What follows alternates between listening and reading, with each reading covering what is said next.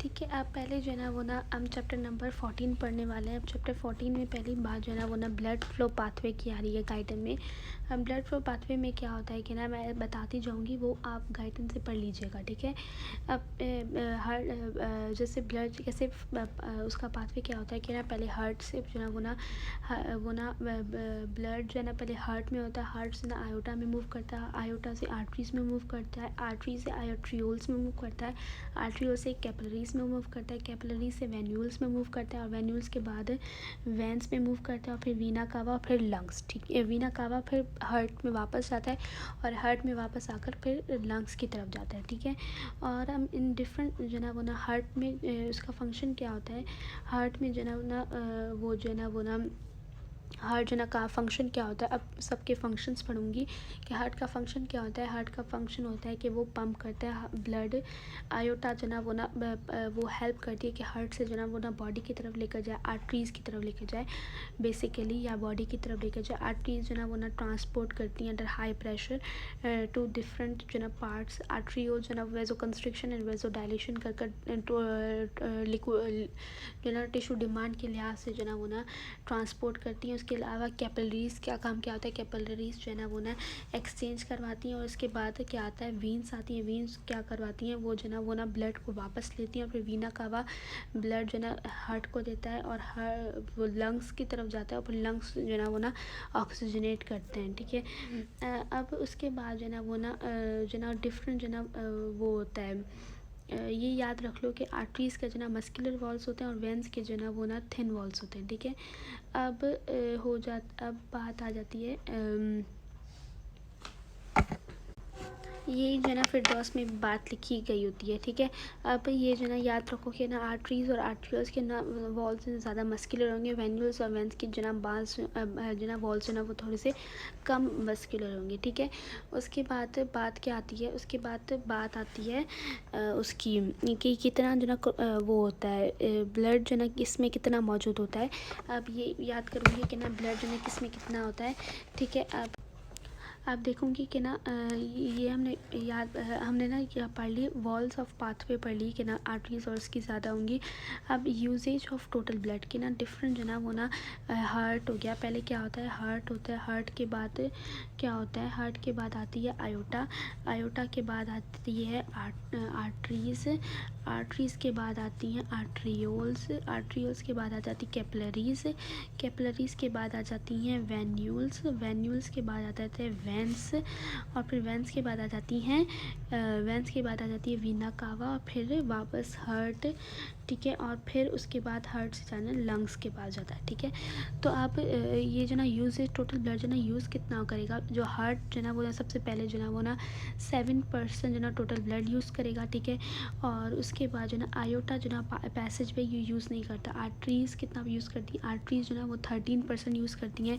ठीक है, तो 13%, फिर आर्ट्रियोल्स और कैपिलरीज साथ मिलकर आर्ट्रियोल्स कितना यूज़ करती हैं, 7% यूज़ करती हैं। कैपिलरीज तो एक्सचेंज के लिए यूज़ होती हैं। ठीक है, उसके अलावा वेन्यूल्स और वेंस जो ना मिलकर जो ना वो ना यूज़ करती हैं कि ना 64%, क्योंकि वैन का एक काम होता है, वैन जो ना रिजर्व करता है। ये हमने फंक्शन में याद पढ़ा नहीं, लेकिन ये होता है कि ना वेंस का जो ना एक्स्ट्रा ब्लड जो ना रिजर्व करता है, इसलिए जो ना 64% वेंस में मौजूद होता है।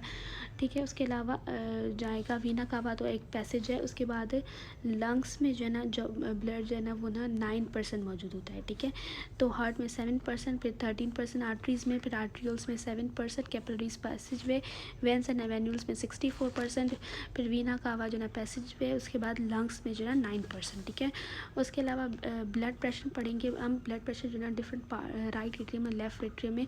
राइट एट्रियम में कितना ब्लड प्रेशर होता है, राइट एट्रियम में जो ना वो ना 6/0 ब्लड प्रेशर होता है, सिस्टोल 0, 6 और डायस्टोल 0, और लेफ्ट एट्रियम में 8/3 होता है। ठीक है, और राइट वेंट्रिकल में कितना प्रेशर होता है, राइट वेंट्रिकल में जो ना प्रेशर होता है 25/03 और लेफ़्ट वेंट्रिकल में कितना होता है 120/03, ठीक है। और पल्मोनरी आर्टरी में हमने ना पल्मोनरी आर्टरी में कितना प्रेशर होता है 25/8 प्रेशर होता है, ठीक है, 25/8। और आयोटा में कितना होता है 120/8 प्रेशर होता है आयोटा में, 80, ठीक है। तो ये 4 प्रेशर याद रखने और कैपिलरीज का प्रेशर भी जो ना याद रखना ज़रूरी। आर्ट्रियल एंड में ना उसका प्रेशर होता है 35 और वीनस एंड में कितना होता है 10 mm ऑफ Hg हमें पता है, ठीक है। उसके अलावा हम क्या याद रखेंगे, उसके बाद जो ना हमने वेलोसिटी का फार्मूला याद रखना है। वेलोसिटी का फार्मूला क्या होता है, flow upon cross section area, ठीक है। क्रॉस सेक्शन एरिया जो ना वेलोसिटी का फार्मूला है। अब क्या इसे क्या पता चलेगा कि क्या होगा। अब जो ना क्रॉस सेक्शन एरिया आयोटा का ज़्यादा होता है, कैपिलरीज का ज़्यादा होता है, कैपिलरीज का ज़्यादा होता है क्रॉस सेक्शन एरिया। तो उसमें जो ना वेलोसिटी जितना क्रॉस सेक्शन ज़्यादा होगा उतना वेलोसिटी कम होगी। तो कैपिलरीज में से पता चला कम वेलोसिटी होती है आयोटा से, ठीक है। उसके अलावा टॉपिक आ जाता है ब्लड फ्लो कि ना ब्लड फ्लो क्या होता है। ब्लड फ्लो जो ना at a given point of time या at given period of time या at given point of circulation कितना ब्लड फ्लो कर रहा है उसको ब्लड फ्लो बोलते हैं, ठीक है। ब्लड फ्लो जो ना वो किस तरीके से जो ना मतलब वो ना किस पे डिपेंड करती है, वो जो ना टिश्यू नीड पे डिपेंड करती है। और टिश्यू नीड जो है कैसे पूरी होती है, vaso constriction and vaso dilation के थ्रू पूरी होती है। तो मेन ये बात है कि ना जो टिश्यूज़ में ब्लड फ्लो कैसे मेंटेन होती है वो जो ना टिश्यू नीड पे ही मेंटेन होती है, ये इंपॉर्टेंट बात है, ठीक है। इसके अलावा कार्डियक आउटपुट के बारे में क्या पढ़ेंगे कि कार्डियक आउटपुट हमने पहले भी पढ़ा हुआ है कि कार्डियक आउटपुट पर मिनट जो ना कितना ब्लड जो ना हार्ट से आ रहा है उसे कार्डियक आउटपुट बोलते हैं। अब कार्डियक आउटपुट कौन इंक्रीज़ कराएगा कौन डिक्रीज़ कराएगा हमने पढ़ा हुआ है, ठीक है। तो ठीक है। अब उसके अलावा आर्टरियल प्रेशर, ब्लड प्रेशर क्या होता है। ब्लड प्रेशर जो ना जो ना प्रेशर ऑफ ब्लड जो ना push against the walls of the arteries के जो ना वो कितना जो ना प्रेशर लगाएंगी against the walls of arteries, वो जो ना या वॉल्स ऑफ वेसल्स बोल सकते हैं उसे आर्टरियल प्रेशर, या अगर बोलेंगे ब्लड प्रेशर तो against the walls of vessels बोलेंगे, ठीक है। अब वो रेगुलेट होती है, short term regulation and long term regulation होती है। तो ठीक है। अब उस ब्लड प्रेशर को जो ना वो रेगुलेट करने के लिए क्या होता है, उस ब्लड प्रेशर को जो ना रेगुलेशन कैसे होती है हम आगे चल के उसकी रेगुलेशन पढ़ेंगे, लेकिन मैं बता देती हूँ कि उस ब्लड प्रेशर की रेगुलेशन शॉर्ट टर्म होती है, इंटरमीडिएट और लॉन्ग टर्म होती है, ठीक है। शॉर्ट टर्म और लॉन्ग टर्म होती है, ठीक है। अब शॉर्ट टर्म में बैरो रिसेप्टर्स और कीमो रिसेप्टर्स के थ्रू होती है, मतलब नर्वस रेगुलेशन होगी, ठीक है। और लॉन्ग टर्म में क्या होगा कि ना लॉन्ग टर्म में रीनल बॉडी फ्लूइड मैकेनिज्म और रेनिन एंजियोटेनिन सिस्टम के थ्रू होती है, ठीक है। उसके बाद पढ़ूंगी ओम्स लॉ। ओम्स लॉ क्या होता है, ओम्स लॉ जो है ना वो ना pressure difference upon vascular resistance जो है ना वो ना ओम्स लॉ होती है। प्रेशर डिफरेंस क्या होती है, एक ब्लड वेसल की एक एंड से दूसरे एंड तक जो डिफरेंस होता है प्रेशर डिफरेंस उसको बोलते हैं। वस्कुलर रेजिस्टेंस जो है ना फ्रिक्शन बनती है ना फ्लोइंग ब्लड और इनसाइड लेयर ऑफ वेसल के बीच में, उसे जो ना वस्कुलर रेजिस्टेंस बोलेंगे, ठीक है। तो ये होता है। और वो जो ना ब्लड फ्लो जो ना टोटल सर्कुलेशन में कितना होता है 5 लीटर पर मिनट, जो कि कार्डियक आउटपुट कहलाता है, ठीक है। उसके बाद पढ़ेंगे laminar blood flow. Laminar blood flow क्या होता है, ठीक है। ये लेमिनार ब्लड फ्लो है। लेमिनार ब्लड फ्लो क्या होता है कि ना जो ना ब्लड जो ना वो ना ब्लड वेसल में जो ना वो ना सीधी मूव करती है, ठीक है। और ये जो ना सीधी मूव करती है, लेकिन ब्लड वेसल ये ब्लड वेसल है, ठीक है। तो जो सामने वाली ब्लड वेसल है उसके सामने जो ना ब्लड जो ना थोड़ा सा कम फ्लो करता है, वो जो ना वो हाथ उसकी स्पीड थोड़ी सी लो होती है और जो बीच में होता है उसकी स्पीड ज़्यादा होती है। तो ऐसी वजह से जो ना ये ना किस तरीके से फ़्लो करता है, ये ना पैराबोला में फ़्लो करता है, ठीक है। तो इसलिए इसको बोलते हैं parabolic profile for velocity of blood flow. ये मतलब पैराबोलिक नज़र आती है, ठीक है, लेमिनार ब्लड फ्लो में। इसके अलावा आती है turbulent blood flow. Turbulent blood flow में क्या होता है कि ब्लड जो ना फ्लो करती है उस पाथवे से जो कि डिसऑर्गेनाइज्ड हो, मतलब डिसओरिएंटेड हो, जिसमें जो ना वो ना क्या करता है कि ना ब्लड जो ना ऐसे जो ना पाथवे डिसओरिएंटेड हो, ठीक है। तो पाथवे डिसओरिएंटेड होगा तो ब्लड जो है ना मूव करके ऐसे जो है ना वो गोल गोल भी घूम सकता है, जो मतलब ये वॉल्ट्स बनाएगा, इसको क्या बोलते हैं, एडी करंट। ठीक है। अब इसके कॉजेज़ क्या होते हैं इस पाथवे, ये जो ना वो ना टर्बुलेंट ब्लड फ्लो के क्या होते हैं, ये जो ना वो ना कोई भी जो ना वो ना पाथवे में जो ना वो आ जाए, कोई ऑब्स्ट्रक्शन आ जाए, रफ सरफेस हो, या ब्लड फ्लो का स्पीड बहुत तेज़ हो जिसकी वजह से ऐसा मसला हो। ठीक है। ठीक है। इसके अलावा क्या ये हो गया। और ये भी मैं बता दूं कि जो ना वो ना टेंडेंसी, टर्बुलेंट ब्लड फ्लो की टेंडेंसी कैसे मेजर करते हैं, मतलब टेंडेंसी होती है कि ना क्या होती है टर्बुलेंस की टेंडेंसी, उसको जो ना रेनॉल्ड नंबर भी बोलते हैं। अब उसका फॉर्मूला क्या होता है, मीन वेलोसिटी, ठीक है, multiply by vessel diameter multiply by density of blood divided by viscosity. ठीक है। तो ये फार्मूला होता है टर्बुलेंस का। ठीक है। टेंडेंसी ऑफ टर्बुलेंस का, जिसको रेनॉल्ड नंबर भी बोलते हैं। ठीक है। उसके अलावा आप क्या पढ़ेंगे, उसके अलावा हम पढ़ेंगे रेजिस्टेंस के बारे में। ठीक है। हम पढ़ेंगे रेजिस्टेंस के बारे में। रेजिस्टेंस क्या होती है, एक ब्लड को जो ऑब्स्ट्रक्शन होती है वेसल में फ़्लो करने से, उसको रेजिस्टेंस बोलते हैं। ठीक है। अब उसका फार्मूला क्या होता है, इसका फार्मूला हमने बहुत ज़्यादा याद किया हुआ है, ब्लड प्रेशर वाले से ही निकालेंगे। Blood pressure is equal to cardiac output multiply by peripheral जो ना वह रेजिस्टेंस। ठीक है। तो पेरिफेरल रेजिस्टेंस PRU। ठीक है। Peripheral resistance unit. ठीक है।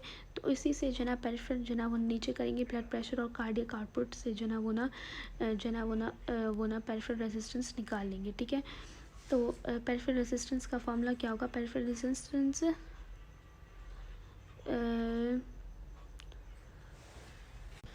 और दूसरा इसका फार्मूला कैसे निकालेंगे, दूसरा इसका फार्मूला निकालेंगे जो हमने पीछे ओहम्स लॉ में पढ़ा था ना, प्रेशर डिफरेंस फ्लो का is equal to pressure difference upon resistance. तो रेजिस्टेंस ऊपर करेंगे, प्रेशर डिफरेंस को डिवाइड बाय 4 करेंगे, तो वो भी जो ना ओहम्स जो ना ये रेजिस्टेंस का फार्मूला बना देगा। ठीक है। रेजिस्टेंस का फार्मूला क्या होता है, फार्मूला जो यूनिट क्या होता है, PRU, पेरिफेरल रेजिस्टेंस यूनिट होता है। ठीक है। और टोटल पेरिफेरल रेजिस्टेंस और pulmonary resistance. Peripheral resistance, total peripheral resistance होता क्या है, जिसको PRU भी बोलते हैं, जब सिस्टमिक आर्टरीज और सिस्टमिक वेंस लें उनका जो ना प्रेशर डिफरेंस लें तो वो टोटल पेरिफेरल रेजिस्टेंस है। और पल्मोनरी रेजिस्टेंस, जब पल्मोनरी आर्टरीज और वेंस लेफ्ट एट्रियम का प्रेशर लें, डिफरेंस लें, तो उसका जो ना पल्मोनरी रेजिस्टेंस कहलाता है। ठीक है। उसके बाद आते हैं कंडक्टेंस। जो ना कंडक्टेंस क्या होती है, measure of the blood flow through a vessel for a given pressure difference, मतलब कितना ब्लड जो ना वो ना वेसल से जा रहा है गिवन प्रेशर डिफरेंस से, उसको बोलते हैं कंडक्टेंस। ये डिपेंड किस पे करता है, वन ये जो ना इन्वर्सली रिलेशन है, ये इन्वर्सली रिलेटेड है रेजिस्टेंस से, और जो ना डायरेक्टली रिलेशन है डायमीटर के 4 पे, मतलब एक बार डायमीटर इंक्रीज़ करेंगे, सॉरी एक बार जो ना हाँ डायमीटर इंक्रीज़ करेंगे तो कंडक्टेंस 4 दफ़ा इंक्रीज़ हो जाती है। ठीक है। और उसके अलावा पढ़ेंगे पाउसी लॉ। पाउसी लॉ क्या होता है, पाउसी लॉ क्या है कि फ़्लो ऑफ ब्लड जो ना किस पे डिपेंड करेगी, फ़्लो ऑफ ब्लड जो ना वो ना प्रेशर डिफरेंस पे डिपेंड करेगी डायरेक्टली, रेजिस्टेंस के साथ 4 पे डिपेंड करेगी। ठीक है। और वो विस्कोसिटी के साथ इन्वर्सली रिलेशन डिवाइड करेगी, और लेंथ के साथ भी इन्वर्सली जो है ना डिपेंड करेगी। ठीक है। तो यही पाउसी लॉ है। ठीक है। और दैट्स इट। ठीक है। अब ये जो ना फिरदौस में 2 इंपॉर्टेंट पॉइंट्स लिखे हुए हैं। टोटल पेरिफेरल रेजिस्टेंस क्या होती है, resistance of the entire systemic circulation, उसको टोटल पेरिफेरल रेजिस्टेंस बोलते हैं।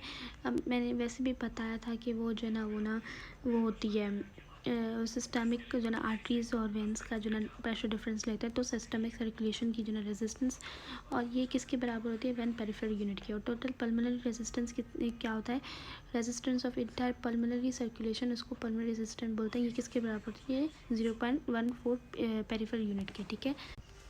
इसके अलावा क्रिटिकल क्लोजिंग प्रेशर, वो लोवेस्ट प्रेशर जिस पे जो ना वेसल जो ना वो ना क्लोज हो जाती है, उसको बोलते हैं क्रिटिकल क्लोजिंग प्रेशर। उसके बाद है yield pressure, low pressure level eight विच RBC, वो प्रेशर जिस पे RBC जो ना वो ना नैरो वेसल से मूव भी ना कर सके, उसको बोलते हैं यील्ड प्रेशर।